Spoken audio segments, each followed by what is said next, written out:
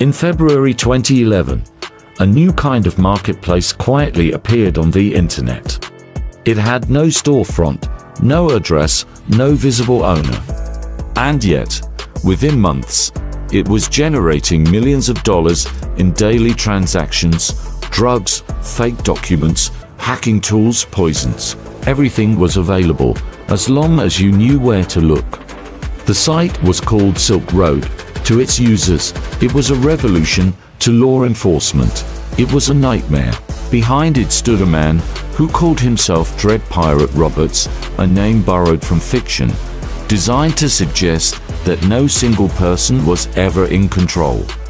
But in reality, there was someone behind the screen. A young, intelligent American named Ross Ulbricht. This is the story of how an online experiment in radical freedom became the most infamous black market in internet history, and how its creator would ultimately pay the highest possible price. Ross William Ulbricht was not born into crime. He grew up in a quiet suburb of Austin, Texas. By all accounts, he was polite, curious, and academically gifted. He studied physics at the University of Texas at Dallas, then earned a master's degree in materials science from Penn State. But Ross was searching for more than a career. During his college years, he became deeply interested in libertarian philosophy, the belief that individual freedom should exist with minimal government interference. He read thinkers like Ludwig von Mises and Ayn Rand. He believed taxation was coercion. He believed prohibition created more harm than good. Friends later described him as idealistic, even naive. Ross wanted to build something that mattered. Something that, in his mind, would make the world freer. After failed attempts at legitimate startups, he turned his attention to the internet's most unregulated frontier, the dark web. Silk Road did not appear by accident. It was carefully engineered at the intersection of three emerging technologies: Tor, Bitcoin, and reputation systems. Tor, short for the Onion Router, allowed users to access websites anonymously by routing traffic through multiple encrypted nodes. Bitcoin provided a decentralized currency that could move across borders without banks, and a reputation system allowed buyers and sellers to rate each other, creating trust in an otherwise lawless environment. Ross Ulbricht believed this combination could solve a problem he saw everywhere: violence created by illegal drug markets. If drugs could be bought and sold online, he reasoned, there would be no street dealers, no turf wars, no cartels with guns. Silk Road launched in early 2011. At first, it was small, a niche forum hidden deep inside Tor directories, but word spread fast. Unlike traditional black markets, Silk Road looked professional. Clean interface, customer support, dispute resolution. Ross, operating as Dread Pirate Roberts, acted as administrator, mediator, and moral authority. Certain items were banned: child exploitation, weapons, stolen credit cards. Drugs, however, were not only allowed, they were the core product. Within a year, Silk Road had tens of thousands of users and thousands of vendors. By some estimates, it processed over $1.2 billion in transactions during its lifetime.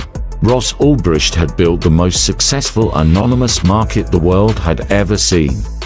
But he had also painted a target on his back. From the beginning, Silk Road alarmed authorities. The FBI, Homeland Security, but the site seemed untouchable.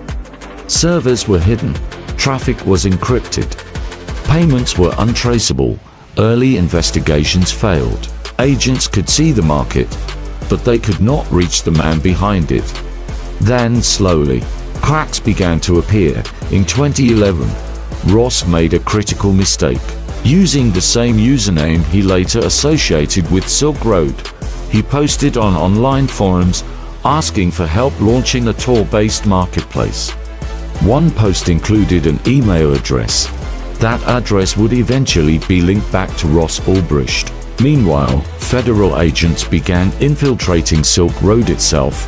Undercover accounts purchased drugs. They posed as vendors. They studied internal messages. The investigation became a multi-agency operation, codenamed Operation Ornemus. As pressure increased, Ross grew paranoid. He believed law enforcement had infiltrated his inner circle. At this stage, the story takes a darker turn. According to prosecutors, Ross attempted to commission multiple murders for hire, targeting people he believed were threatening Silk Road. No bodies were ever found. No charges for murder were ever brought at trial. But the allegations would play a major role in shaping how Ross Ulbricht was portrayed to the public. By 2013, investigators were closing in. They just needed one final mistake. On October 1, 2013, Ross Ulbricht walked into the Glen Park branch of the San Francisco Public Library. He sat down at a computer and logged into Silk Road as Dread Pirate Roberts. Unbeknownst to him, federal agents were already inside the building. Their goal was simple: catch Ross logged in with the admin panel open. To prevent him from closing his laptop or encrypting files, agents staged a distraction. Two agents argued loudly nearby. As Ross turned his head, others rushed in. His laptop was seized open, unlocked, and logged into Silk Road. It was the digital equivalent of being caught with the vault door wide open. Years of investigation ended in seconds. Ross Ulbricht was arrested without resistance. The Silk Road servers were taken offline shortly afterward. The invisible empire had fallen. Ross Ulbricht's trial began in January 2015. The charges were severe: narcotics, trafficking conspiracy, money laundering, computer hacking, operating a continuing criminal enterprise. Prosecutors painted Ross as a criminal mastermind, a digital kingpin who profited from addiction and death. The defense argued something very different. They claimed Silk Road was an experiment, that Ross believed in harm reduction, that others may have taken control of the site at various times. Several controversial elements emerged during the trial. Evidence related to alleged murder-for-hire plots was referenced, even though Ross was never charged with those crimes. Defense requests to question the origin of certain evidence were denied. In February 2015, the verdict came in. Guilty on all counts. The sentence shocked many observers. 2 life sentences, plus 40 years, without the possibility of parole. For a first-time, non-violent offender, Ross Ulbricht was 31 years old. Almost immediately, the case became deeply controversial. Critics argued the sentence was disproportionate. Others pointed out that Silk Road reduced street violence. Supporters claimed Ross was punished not for what he did, but for what he represented, a challenge to state control. Law enforcement defended the verdict. They argued Silk Road enabled drug abuse on a massive scale. That anonymity does not excuse responsibility. The debate reached beyond Ross himself. It raised fundamental questions. Can code be a crime? Is providing a platform the same as committing the act? How far should punishment go in the digital age? Over the years, petitions for clemency gained hundreds of thousands of signatures. Prominent figures from across the political spectrum called the sentence excessive. Yet, the conviction stands. Silk Road did not end with Ross Ulbricht. Within weeks, copycat markets appeared.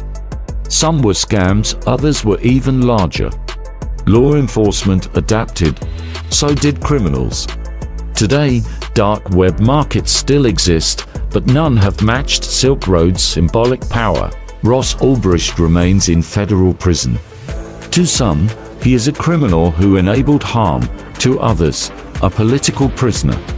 To history, he is both a warning and a case study. Silk Road proved that anonymity could scale. It changed how governments view encryption, how markets operate. and how power is enforced online. The experiment ended, but its consequences did not. Ross Ulbricht once wrote that Silk Road was about giving people freedom and trusting them with it. The state responded with absolute punishment. Between those two positions lies a question the internet still cannot answer: how much freedom is too much, and who gets to decide?